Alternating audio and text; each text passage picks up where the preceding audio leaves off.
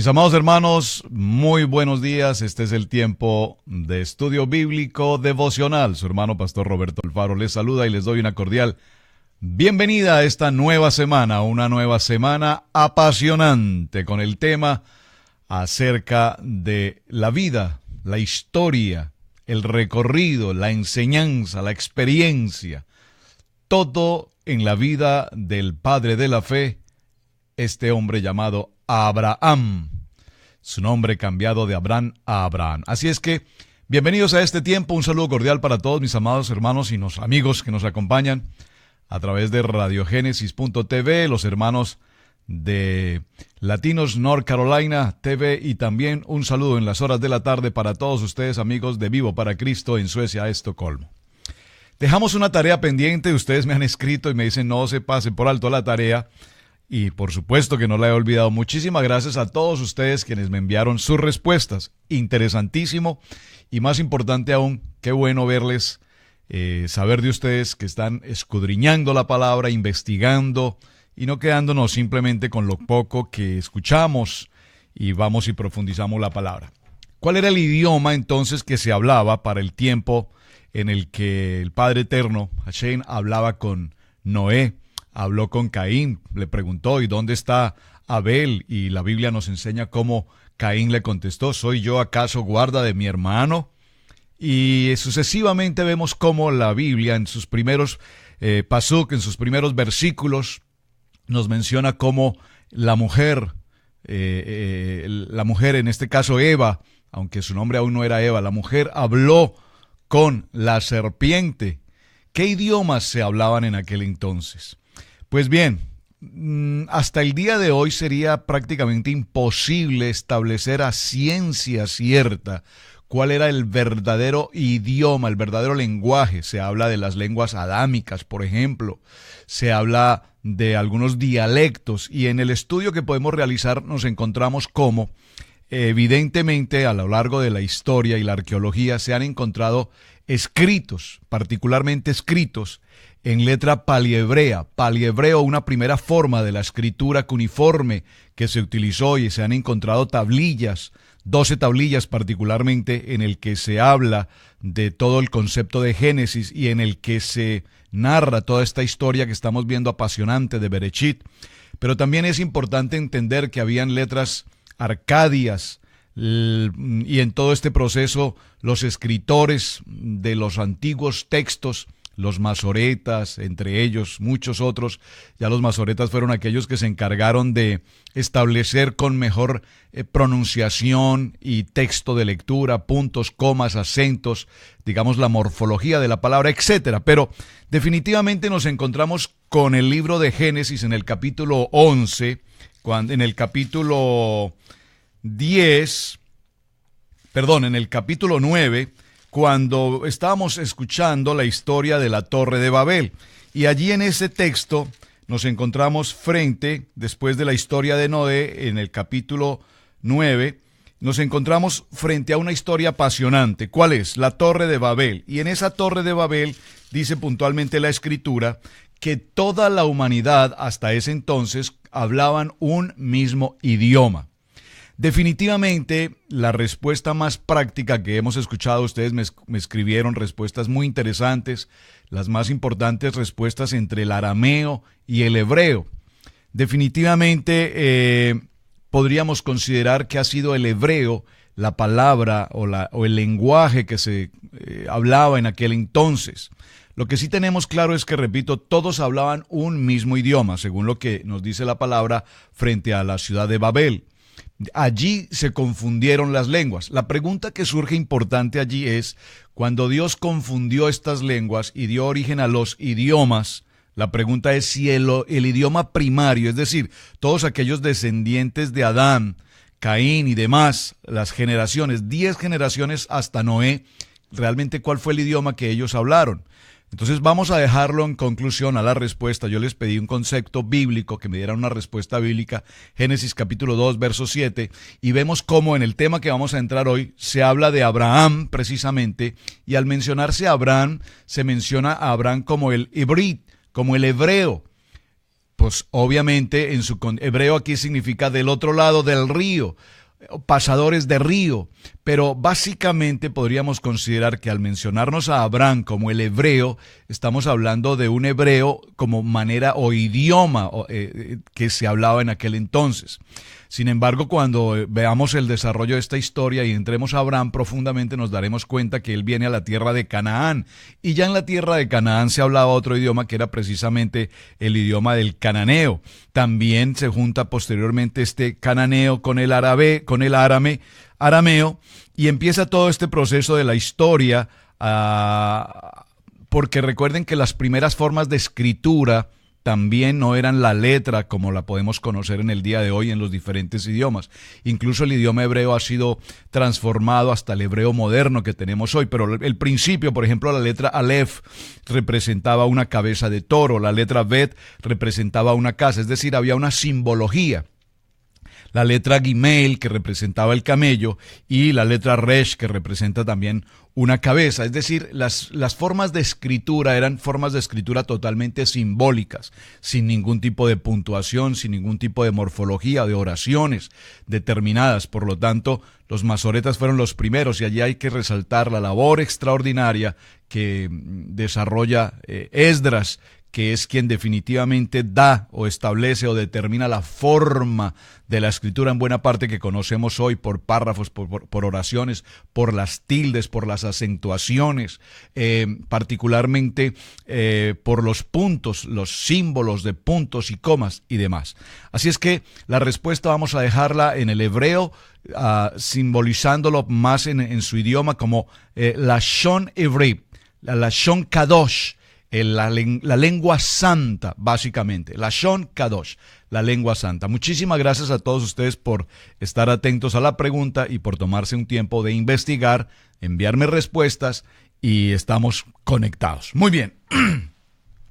Nos vamos para nuestro tema de semana. Vamos a estar hablando entonces de la vida, repito, y de la historia apasionante de Abraham. Y es importante que me acompañe, por favor, al libro de Génesis, y en el libro de Génesis estaremos dando principio en el capítulo 11.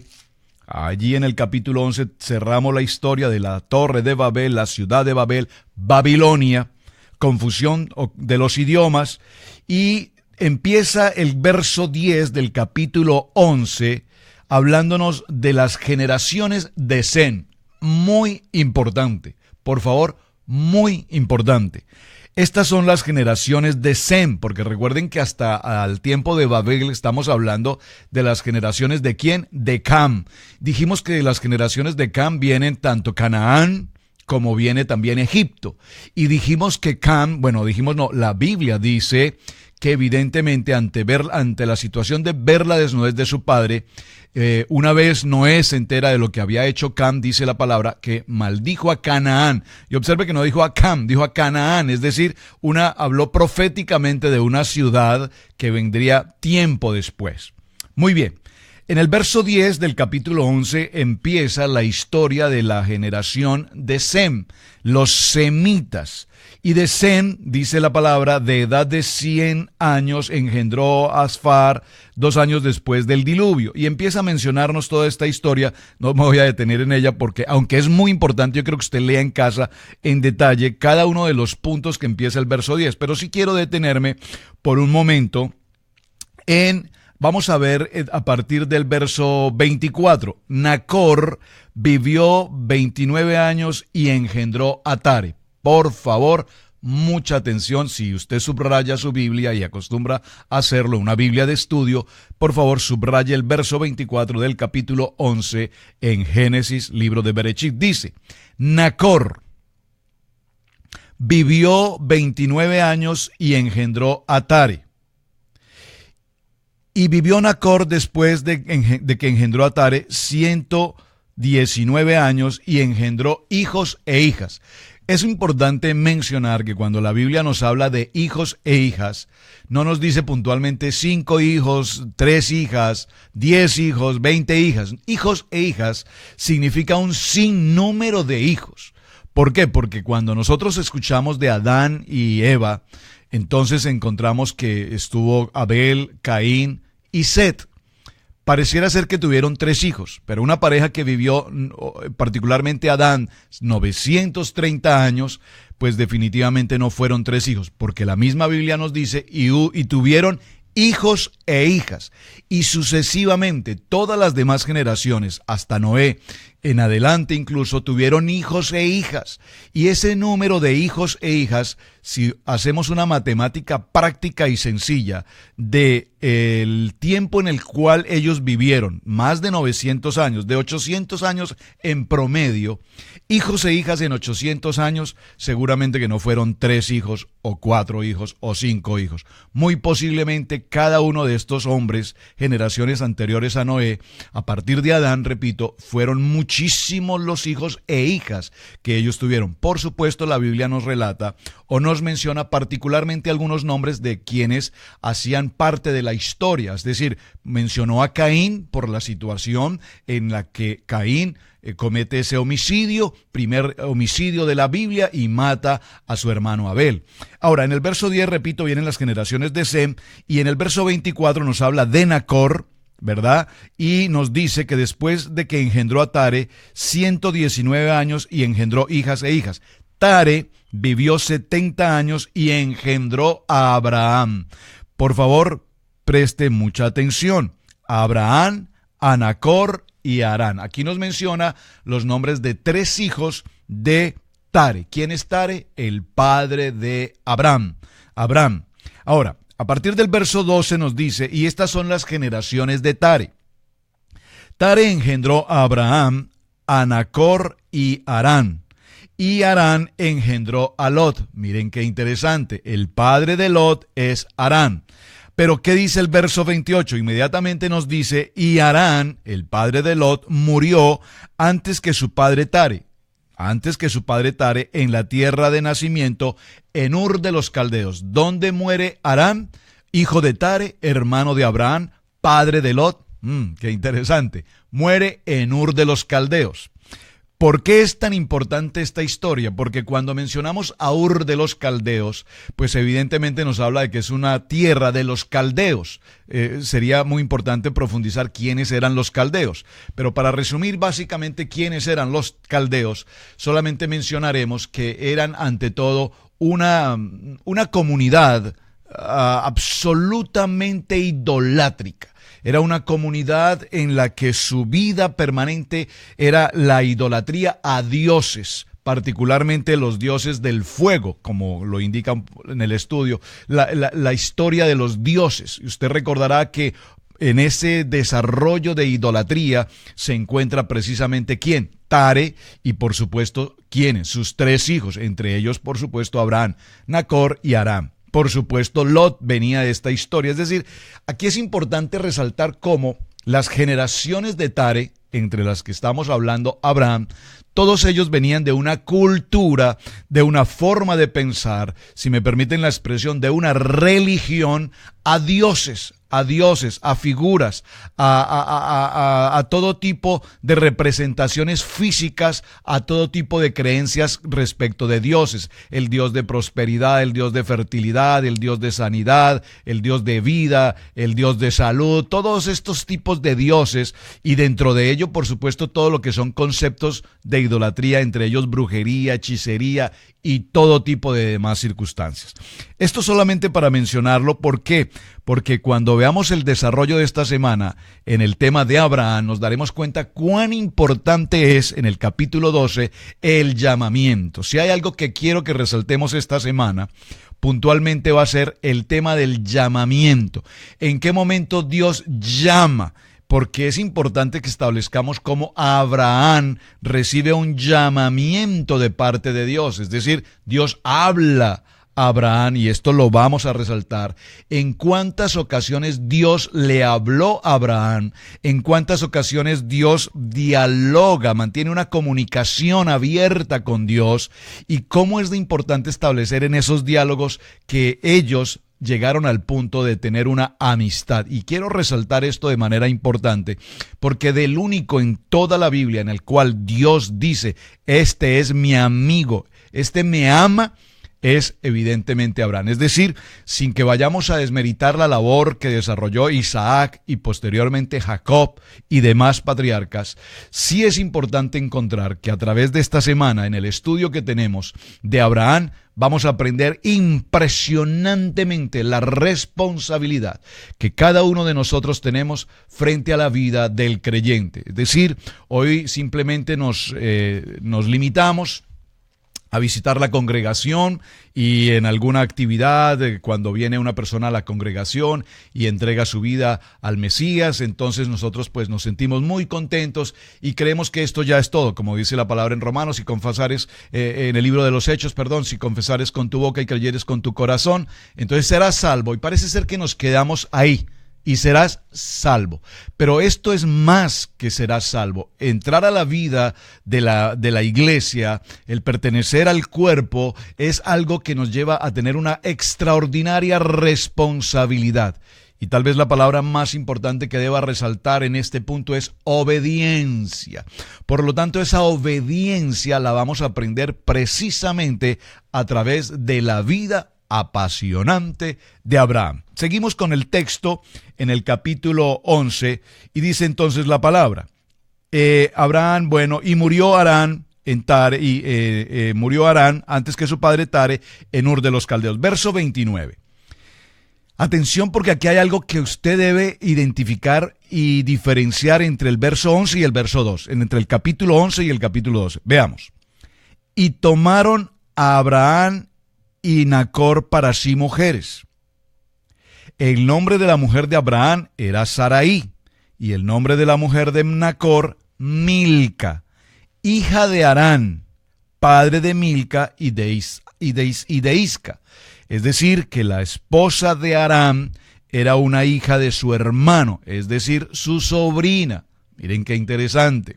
Muy bien, mas Sarai era estéril y no tenía hijos. Observen que aquí la Biblia, en el verso 30, se toma el tiempo para que en este pasuk nos mencione que Sarai, la esposa de Abraham, era una mujer estéril.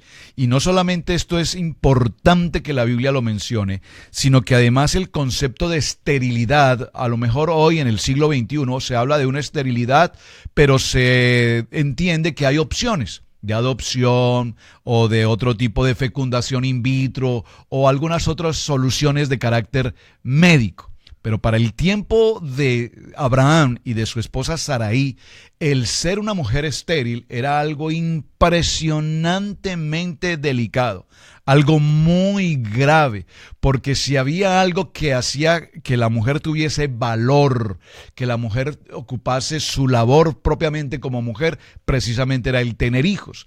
Y por eso nosotros vemos a lo largo de estas primeras 20 generaciones cómo Dios nos menciona que tenían hijos e hijas, y no nos dice números, pero por supuesto eran muchas las generaciones en cada mujer. Aquí, por lo tanto, el verso 30 se toma, repito, el tiempo para resaltar que Sarai era una mujer estéril, porque ser estéril le representaba de alguna manera ser menos que las demás mujeres que podían tener 12, 20, 30 hijos. Por lo tanto, el concepto de esterilidad que la Biblia nos deja puntualmente escrito acá es un tema muy interesante, porque mucho más adelante veremos entonces cómo ese concepto de esterilidad precisamente Dios lo usa para que a través de esa esterilidad se produzca el milagro de la vida. A través de esa esterilidad se produzca el concepto de la obediencia, el tiempo de depender de Dios, de esperar de Dios, de entender que Dios tiene los tiempos. Y aunque la medicina y aunque todo conocimiento humano diga en este verso que Sarai era una mujer estéril, pues para Dios no hay absolutamente nada imposible, porque vemos que aún pasados los años y siendo de bastante edad, pues dice la Biblia, ya Abraham, un hombre de 99 años, Sarai, dice la Biblia puntualmente, había dejado ya la costumbre de las mujeres, es decir, ya era una mujer que no tenía su ciclo menstrual, por lo tanto no tenía su facilidad, mucho menos de fertilidad. Pero en medio de todas esas contrariedades, Dios obra en su naturaleza divina y viene entonces el hijo de la promesa. Verso 31. Y tomó Tare a Abraham su hijo y a Lot. Por favor, observe que aquí Harán, el hijo ya murió, que es el papá de Lot, y observe que en este verso 31, Nacor permanece en Ur de los Caldeos. Ur, uno de los hijos de Tare, era evidentemente absolutamente entregado a la idolatría. Permítame utilizar una expresión más común, a la religiosidad, a la religión. Y aquí vemos en el verso 31 cómo la palabra nos dice que Tare tomó a Abraham, su hijo, y a Lot, el hijo de Harán, hijo de su hijo, y a Sarai, su nuera, mujer de Abraham, su hijo, y salió con ellos de Ur de los Caldeos para ir a la tierra de Canaán. Observen que aquí hay algo muy importante. ¿En qué momento Tare toma la decisión de salir de este concepto caldeo de la idolatría y decide tomar tanto a su hijo Abraham como a su esposa y a su sobrino, bueno, a su nieto mejor, y salir hacia Canaán? Fueron hacia Canaán, salieron de Ur de los Caldeos, vinieron hasta un punto, vamos a decir, en la mitad del camino, llegaron a una ciudad llamada Harán, y allí en Harán se quedaron. Allí permanecieron. Fueron los días de Tare 205 años y murió Tare en Harán.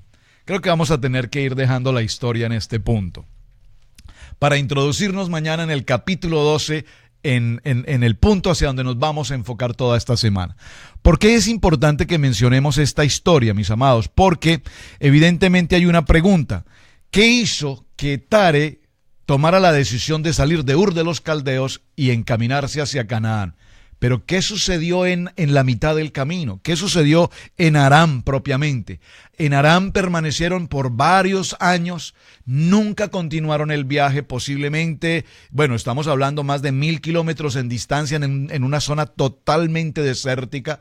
Muy posiblemente allí envejeció, muy posiblemente se fatigó, muy posiblemente no tenía fuerzas para continuar, muy posiblemente, y la historia nos narra que muy seguramente Tare, estando allí en Harán, tenía aún todavía noticias muy frescas y cercanas de su lugar de origen, de Ur de los Caldeos. Por lo tanto, él todavía tenía en su corazón la experiencia de los dioses, de la idolatría y de todo lo que vivía en aquel lugar. Es decir, la remembranza, el recuerdo de lo que había dejado en Ur. Pareciera ser que esto no le permitió continuar avanzando hacia el destino. Es decir, aquí estamos viendo en la historia interesante de Tare cómo llegó hasta la mitad del camino. Y importante, ¿por qué mencionarlo? Porque precisamente el nombre de Tare significa eso, inconcluso. Es decir, que algo que se inicia nunca se termina. Inició un viaje con destino a Canaán, pero sin embargo, a la mitad del camino, en Harán, tomó una decisión y allí permaneció, y justamente allí en Harán murió. Muy importante. Ahora, es interesante mencionar también, mis amados, que la palabra Harán como tal tiene un significado muy interesante, y es que representa cosas y hechos muy típicos del Islam. El Harán tiene que ver puntualmente con toda la comunidad árabe, y es muy interesante esto que estamos mencionando porque lo vamos a ver en el transcurso del tema a través de la vida de Abraham, y habla acerca de la prohibición, es decir, de un sitio prohibido, de tal manera que ¿por qué nunca continuó el viaje de Tare hacia Canaán? Vamos a dejarlo aquí en este punto y mañana desarrollaremos el concepto ya del principio del capítulo 12, cuando nos dice: pero Jehová había dicho a Abraham. ¿Qué le dijo a Abraham?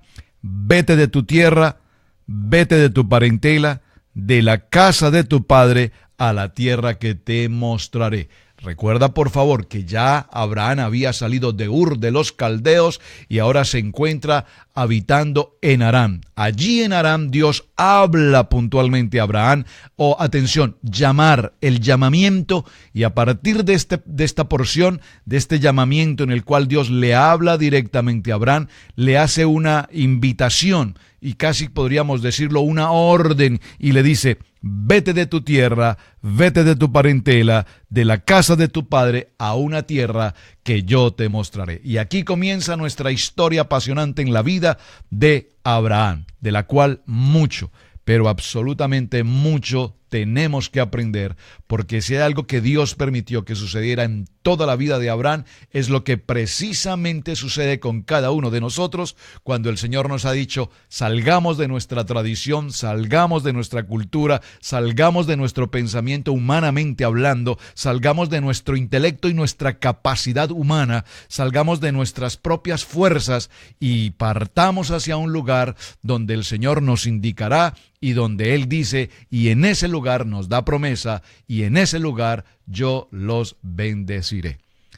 Alguien está recibiendo esta palabra hoy, ¿verdad? Y el Señor te está diciendo, es tiempo de salir, es tiempo de dejar todo aquello que te ha tenido atado a la misma pobreza, a la misma miseria, a la misma incapacidad, a la misma vida rutinaria. Y el Señor te dice, es tiempo de dejar todo esto, porque algo muy grande y valioso, importante, tengo para tu vida. Mis amados, su hermano el pastor Roberto Alfaro les saluda. Muchísimas gracias por acompañarnos en este principio de semana con este tema, repito, apasionante. Lech lecha, vete de tu tierra.